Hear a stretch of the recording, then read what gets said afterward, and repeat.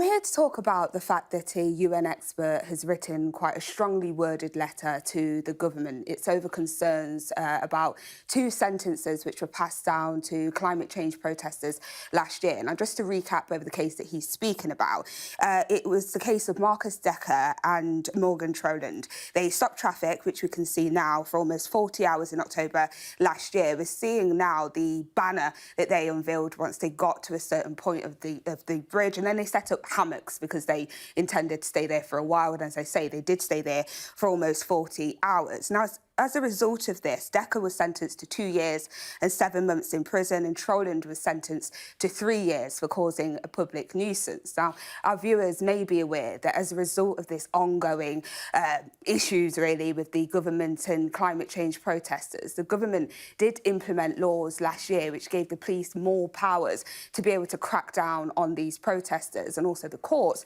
to give longer sentences. And that's why these two people received 2 and 3 year sentences. They are thought to be some of the longest sentences for non-violent protests.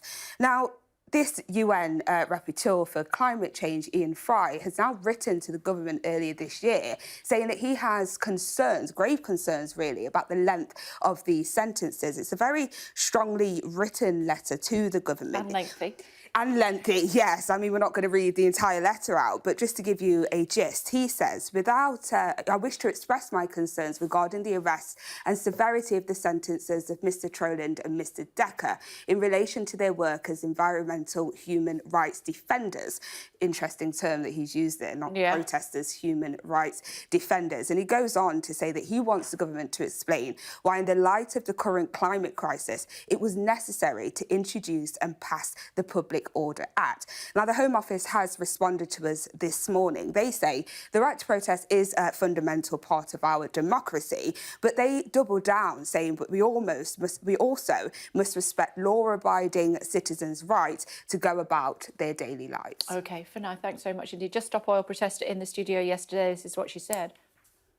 Your families are at dire, dire risk. It's not just us saying that, it's the world's climate scientists. The Pope is even saying the same thing.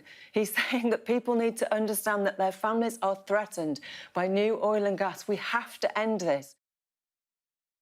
And they started another demonstration yesterday and suggested that that would continue on until they are successful. I asked her what that meant. We didn't really go into too much detail. Keeping an eye on it for you, though. Meantime, the United Nations says the world is on track to warm by 3 degrees unless aggressive actions are taken.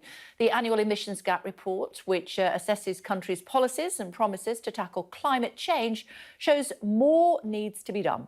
Despite the current pledges set out in the Paris Agreement to limit global warming to 1.5%, the projection sits at an increase of 2.5 to 2.9 degrees Celsius by 2030. Officials warn that a 3-degree rise could be catastrophic. Yesterday,